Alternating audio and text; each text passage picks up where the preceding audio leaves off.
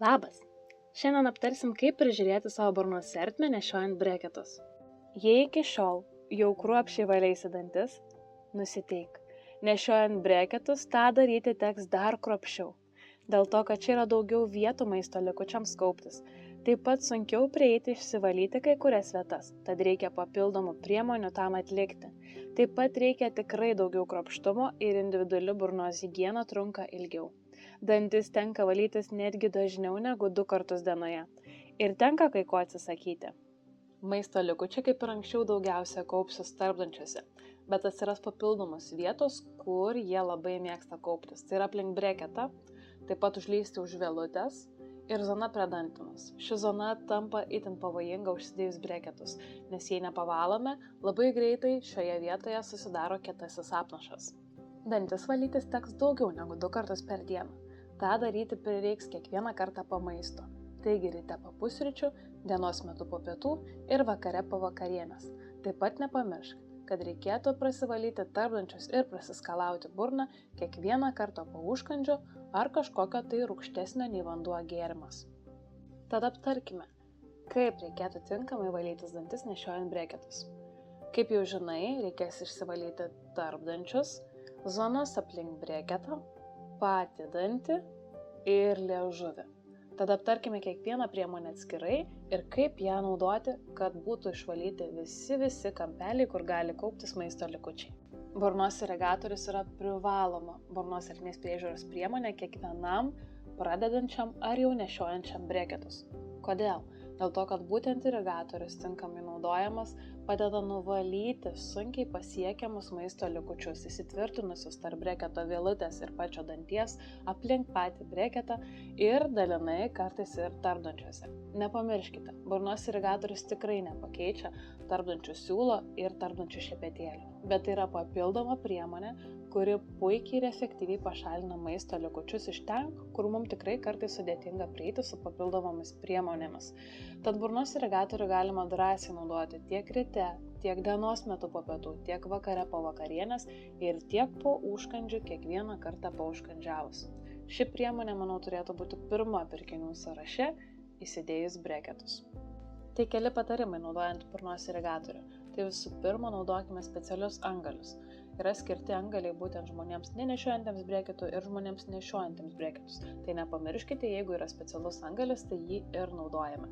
Taip pat neprispaudžiame antgaliuko prie pat danties. Laikome jį šiek tiek atstumu nuo danties paviršiaus, kad jis tinkamai galėtų išvalyti visus maisto likučius.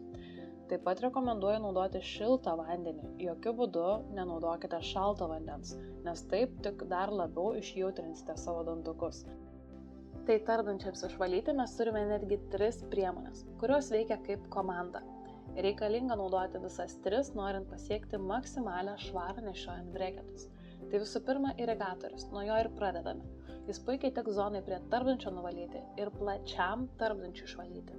Jei tarpdantis yra labai siauras, mums jau prireiks tarpdančių siūlo. Tai būtent tarpdančių siūlas padės išvalyti tiek siaurą kontaktą esantį tarp dantų, tiek ir zoną esančią prie pat dantenos.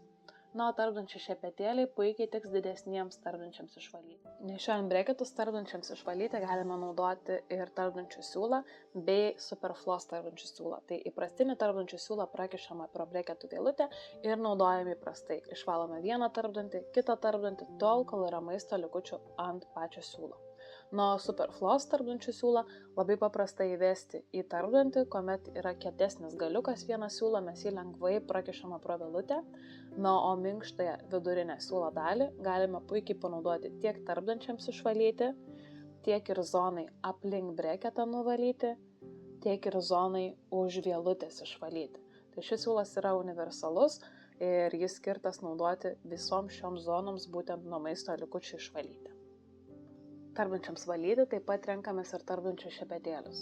Tai pačius tarpdančius valome su tarpdančių šepetėliais, kurios paskiria burnos higienistas ar gydytojas odontologas darydamas profesionalią burnos higieną, o pačius breketus ir zoną už vielutės valome su šiek tiek didesniais tarpdančių šepetėliais. Būtent naudojam tarpdančių šepetėlio šerelius išvalyti zonai už vielutės ir prie pat breketo. Kuomet išsivalome tarpdančius, ir zoną prie būtent breketo, imame vieną danties šepetėlį ir pradedame valyti dantis. Tai būtent vieną danties šepetėlis mums padės nusivalyti tas zonas, kur maisto likučiai kaupiasi daugiausiai. Tai yra zona prie dantenos, zona už breketo vėlutės taip pat yra pasiekiama vieno danties šepetėliu, taip pat zona prie breketo iš viršaus ir iš apačios ir pats danties paviršius, būtent vieno danties šepetėliu puikiai nuvalomas. Yra sukurtų ir specialių šepetėlių skirtų būtent breketus nešiojantiems žmonėms, ortodontinių šepetėlių, kurie padeda nusivalyti zoną prie breketo. Ir galiausiai imame paprastą dantų šepetėlį ir būtent valome patį dantį.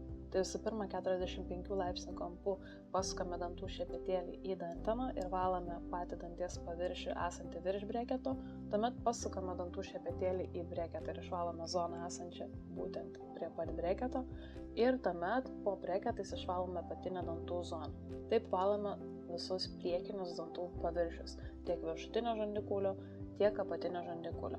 Jei naudojate vieno danties šepetėlį ir visus paviršius nusivalote su vieno danties šepetėliu, tuomet viskas valio, jūs dantis išsivalė. Jeigu vieno danties šepetėlį naudojate tik išoriniams paviršiams valyti, tuomet su paprastu šepetėliu dar turime išsivalyti vidinius dantų paviršius ir kramtomosius dantų paviršius. Nepamirškime ir jų. Po visko nusivalome ir liežuvį. Kokią dantų pastą išsirinkti nešiojant breketus? Tai visų pirma, jeigu neturite alergijos fluoridui, rekomenduoju rinktis dantų pastą su fluoridais ir taip pat su hidroksiapatitais. Šios dvi medžiagos padės grąžinti mineralus atgal į danties paviršių, nes kiekvieno valgio metu mes netenkame savo danties mineralų. Ir mums nematoma, bet atsiranda tokie mikroįtrūkimai, kurios būtent po valgio ramybės būsenoje grįžta seilės į mūsų burną ir grąžina mineralus atgal į danties paviršių ir užglaisto tuos mikroįtrūkimus. Tad būtent šios dvi medžiagos mums ir padeda turėti daugiau mineralų seilėse ir užglaistyti mikroįtrūkimus atsirandančius kiekvieno valgio metu. Oksalitolės yra dirbtinis saldiklis, kurios būtent negali būti naudojamas bakterijų sukeliančio ėduonį.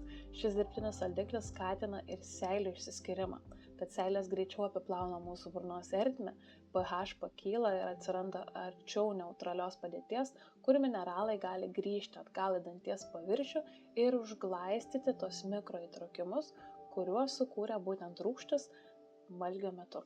O po visos dienos dar galime naudoti remineralizuojančius kremus. Tai būtent jau išsivalius visus tarpdančius, zonas aplink breketą, už vėlutės, išsivalius visus dantis su dantų pasta ir šepetėliu, galime dantis išsitepti būtent remineralizuojančiu kremu. Tai jis padeda grąžinti per dieną prarastus mineralus atgal į danties paviršių. Šį kremą naudokime taip, kaip nurodė mūsų burnos higienistas ar gydytojas odontologas. Po dantų valymo, dantų pastos likučius labai gerai išspjauname, bet papildomai vandeniu ar burnos skalavimo skysčiais neskalaujame. Dantų pasta skirta padėti nuvalyti apnašą ir taip pat prisotinti danties paviršių ir seilės fluoridais, mineralais, kurie padės paskui atstatyti danties paviršių. Jei mes dantų pastos likučius iškart nuskalausime vandeniu arba skalavimo skysčiu, dantų pasta negalės atlikti savo funkcijos. Tad burnos skalavimo skysčius mes naudojame ne po dantų valymo, o po valgio. Po valgio panaudojęs burnos skalavimo skystį, jis padės nuplauti likusius maisto likučius ir taip pat dalinai prisotins burnos ertmę mineralų, jeigu burnos skystyje yra fluoridų. O bet kokiu atveju burnos skalavimo skysčius taip pat turime rinktis atsakingai. Jokiu būdu nenaudokite burnos skalavimo skysčių, kuriuose yra alkoholio sudėtyje, o burnos skalavimo skysčius, kuriuose yra chlorheksidino, naudokite tik tuo atveju, jeigu juos naudoti paskyrė gydytojas odontologas. Kitu atveju, kasdieniniam burnos skalavimo skystyje šių medžiagų būti neturėtų. Taip pat, kaip ir minėjau pradžioje, kai ko teks ir atsisakyti užsidėjus breketus. Tai visokie lipnūs produktai ir kieti produktai, kurie gali pažeisti patį breketą ar mūsų dantis juos bekramtant. O kramtomąją gumą, žinoma, mes galime pakeisti ksilitolio pastilėmis. Jos padės po maisto greičiau išsiskirti seilėms ir apiplauti burnos ertmę. O saldumynus galima ir atsisakyti. Kaip žinote, maisto likučiuose esantį cukrų naudoja bakterijos ir išskiria rūgštį. Ir ta rūgštimi gadina mūsų dantis. Taip pradeda vystytis dantų ėduonis.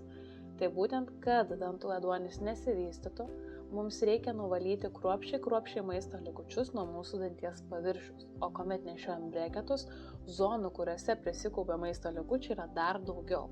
Tad labai rekomenduoju viso breketo nešiojimo metu naudoti apnašą dažančias priemones. Jų yra įvairiausių, tiek tablečių forma, tiek pastomis, tiek skysčiais. Būtent šios priemonės ir padės užtikrinti, kad tinkamai išsivalytume savo danties visus paviršius, kur gali kauptis maisto likučiai.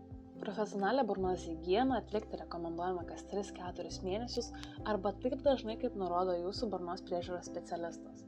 Būtent dėl to, kad maisto likučiai turi daug daugiau vietų, kur kauptis, tad ir profesionali burnos higiena neišvengiamai padažnėja. Na ką, dabar jau puikiai žinai, kaip prižiūrėti savo burnos ertmę nešiojant breketus. Man belieka tau priminti, kad švarūs dantukai yra sveiki dantukai. Iki kitų susitikimų.